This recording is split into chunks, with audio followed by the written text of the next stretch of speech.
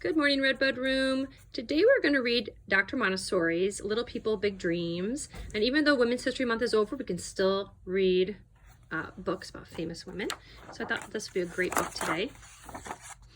Little Maria was born in Italy with an incredible will to learn. Her parents, though, thought that one day she could become a great teacher.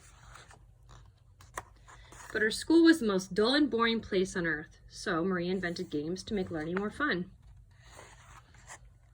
When Maria finished elementary school, she was eager to study science, but this was not encouraged for girls, so she had to go to an all-boys technical school. Can you see where she is?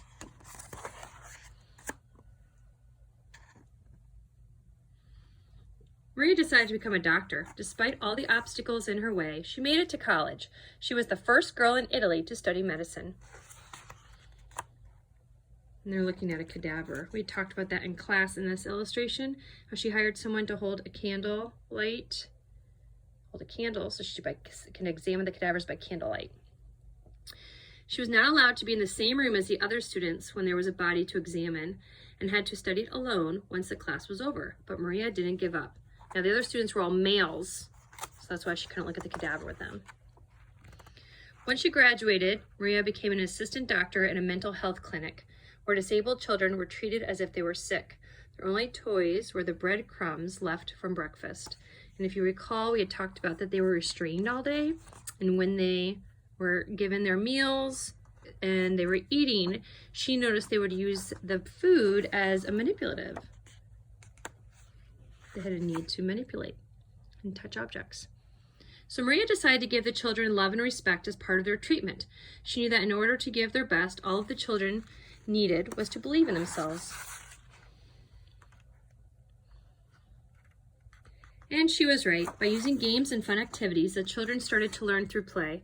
Maria realized her idea could work for any child, or with any child. She opened a school called the Children's House, where children became their own teachers, and desks became small tables full of counting beads and puzzles.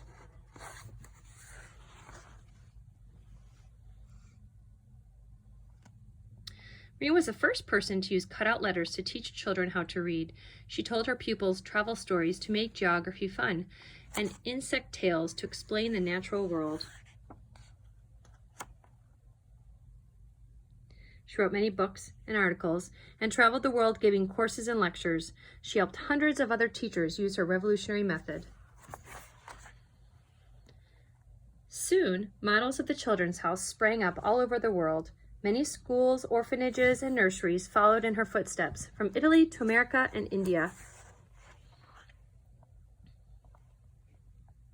Little Maria inspired children to be free, curious, and responsible human beings. For the children of today are the makers of tomorrow. And here's her timeline. She's born in Italy. She moved to Rome. She studied math at the all-boys school. She decided to become a doctor. She's the first woman in Italy to go to medical school. And it was during her residency that she was placed in the children's hospital. Anyway, have a great day. Thank you for reading with me.